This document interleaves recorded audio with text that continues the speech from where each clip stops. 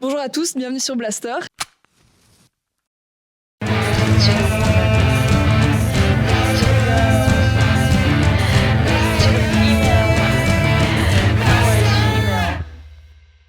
Et on se retrouve avec Laura, Salut. chanteuse, guitariste de Persis. C'est ça. Peut-être te présenter un petit peu plus que ce que je viens de faire. Ouais, alors moi je viens du sud de la France originairement et puis ça fait une dizaine d'années que je vis en Belgique et voilà, je fais de la musique depuis quelques années maintenant à Bruxelles. Chouette. Ok. Et du coup, qu'est-ce qui t'a donné envie de commencer à jouer de la musique, à jouer dans un groupe Bah, de jouer en groupe, ça n'a pas de prix. J'aime trop jouer avec des gens et puis à la base je jouais mes chansons, enfin j'écrivais des chansons pardon et j'avais envie de les jouer en groupe et c'est ça qui m'a donné envie de monter un groupe, de chercher des gens et de jouer à plusieurs. Ouais, t'avais envie de partager. Ouais, à fond. Ok. Et t'as peut-être aussi eu des inspi qui t'ont donné envie de commencer ou c'est juste vraiment la volonté de partager ton art Don't Stop Me Now de Freddie Mercury. Ouais. Ah. De Queen, pardon. Ah oui, mais Ouais. Freddie la reine, hein. Ouais, c'est ça.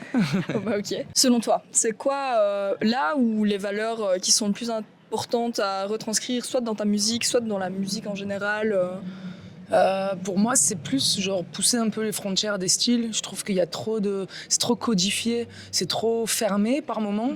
Tu vois, genre j'ai rien contre les puristes. Les puristes sont les puristes, ils existeront toujours. Mais personnellement, moi, dans mon approche de la musique, bah, j'essaye de mélanger des choses et j'ai pas envie de m'ennuyer, tu vois, et d'aller, je sais pas moi, un concert de punk et de voir uniquement que du punk comme on a l'habitude de l'entendre. Ouais. Ou je dis punk, mais ça peut être d'autres styles de musique, mais ouais, j'aime bien quand c'est un peu surprenant. Ouais.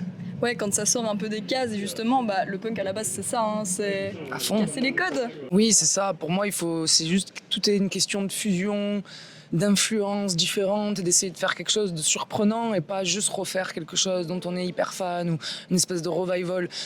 J'ai rien contre, c'est cool aussi. Mais moi, personnellement, en tout cas, si tu me demandes à moi, ce que j'aime, c'est surprendre, essayer de faire un truc un peu nouveau, si je puis dire. Ouais. Quelque chose de surprenant, quoi. Ouais, qui te ressemble et qui est beaucoup plus brut et Ouais, un truc singulier. On essaye. Ah, mais c'est cool. Vu qu'on parle de jouer en live, toi, tu as une volonté du coup, de transmettre vraiment ton art, etc. Selon toi, du coup, c'est quoi la plus-value à jouer ta musique en live S'il y en a une. Bien sûr, c'est jouer avec des êtres humains, c'est jouer avec d'autres personnes, avec des gens avec qui tu as une relation spéciale et c'est juste jouer avec ses amis ou alors des potes ou peu importe la relation que tu as avec la personne, mais juste jouer avec des gens, avec des êtres humains. J'ai rien contre la musique électronique que j'adore aussi, mais c'est vrai que moi, j'adore jouer avec d'autres personnes, quoi. Ouais, C'est ça le plus important. Ouais. Partager la couleur de la musique. L'énergie d'autres personnes derrière un instrument, une espèce de symbiose, la cohésion de groupe, ça n'a pas de prix, c'est magique. Avec le public aussi. Ouais, c'est magique. Ouais. Voir ce qui fonctionne mieux, ce qui fonctionne moins bien. À fond. Ah ouais, en live, c'est un peu le... Tu sais, t'écris ta chanson dans ta chambre et puis après, il y a la... Enfin, comment on dit ? C'est pas l'accomplissement, mais genre, c'est plus... c'est le résultat, quoi, d'un truc que tu as imaginé dans ta tête et qui prend vie, quoi. Ouais, tu boucles la boucle créative. À fond.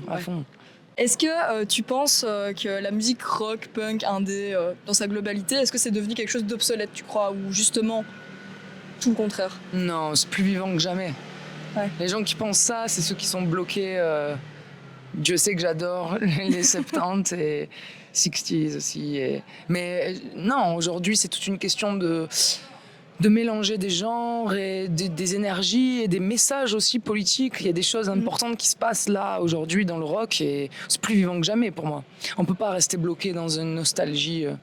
Non. Personnellement, voilà, c'est pas... Non, c'est hyper riche aujourd'hui, j'adore les différentes scènes de rock. Ouais. Mais t'as pas peur, parce que la nouvelle génération est quand même forte, tu parlais justement de musique plus électronique et tout ça, est fort axé là-dessus, c'est plutôt à ce niveau-là que je disais que c'était peut-être obsolète, parce qu'on n'arrive plus trop à capter ce public très jeune comme à l'époque, entre guillemets. Bien sûr. C'est plus la musique actuelle, on va dire. Ça, c'est sûr. C'est pas la musique de masse et actuelle parce qu'il y a d'autres, au vu des comment tu dis, du progrès technologique. Évidemment, il y a d'autres styles qui ont émergé. Bon, voilà, ça, je laisse l'histoire de la musique l'expliquer, mais c'est sûr que des fois, on se dit, ah, est-ce que c'est une scène qui a encore sa place ou qui existe encore? Mais oui, plus que jamais. Regarde le Micro-Festival. Il y a plein d'événements qui se passent et je pense que c'est des modes et c'est des cycles, tu vois. Même dans d'autres styles, il y a des choses du rock qui sont empruntées. En fait, aujourd'hui, c'est qu'une fusion. Il n'y a plus de barrières, en fait, dans les styles. Même dans la plug, dans les trucs rap et tout ça, ben, même là, tu vas trouver des emprunts au rock, que ça soit esthétique, que ça soit de l'énergie, des sonorités, des grosses guitares, bien sûr. Ça existera toujours. Pour moi, justement, c'est ça qui a l'importance de faire ce genre de projet comme on fait ici, c'est de montrer que c'est pas mort et que ça continue et qu'il y a une jeunesse, il y a une relève qui s'assure, voilà, et qui s'assume aussi. Complètement. Voilà. Et il y aura toujours des gens pour écouter du rock, de n'importe quel âge. Certes, c'est pas la musique aujourd'hui qui est écoutée de manière massive, mais par contre, ça touche tous les âges et il y aura toujours des gens pour voir d'autres gens jouer en live. Ça, c'est sûr. Ça, c'est sûr. Et du coup, est-ce que tu as un petit message peut-être pour les générations futures qui voudraient se lancer dans la musique, qui n'osent pas forcément, problème de légitimité par exemple, c'est des choses qu'on aborde beaucoup dans le podcast. Bien sûr, bien sûr. Est-ce que tu as quelque chose à transmettre? Good luck and don't fuck it up. Pour ceux qui auront la ref. Non mais ouais, c'est dur, mais il faut s'accrocher, il faut continuer, il faut faire les choses pour les bonnes raisons. Il faut pas attendre quoi que ce soit de ça, il faut juste faire ça avec ses tripes, avec son cœur. Mais les choses en découleront naturellement. Ouais, oser. Ouais, oser, faire, ne pas s'arrêter, être persévérant. Trop cool. Écoute, merci Laura. Avec plaisir, merci à toi. Et puis, à bientôt. À bientôt. Salut tout le monde, c'est encore moi. Alors, petit update pour vous dire qu'en fait, dans l'euphorie du moment au micro, j'ai oublié pour chacun de ces formats de tourner une outro digne de ce nom. Donc à chaque fois, ce sera moi avec cette petite voix off. Voilà, je suis vraiment désolée.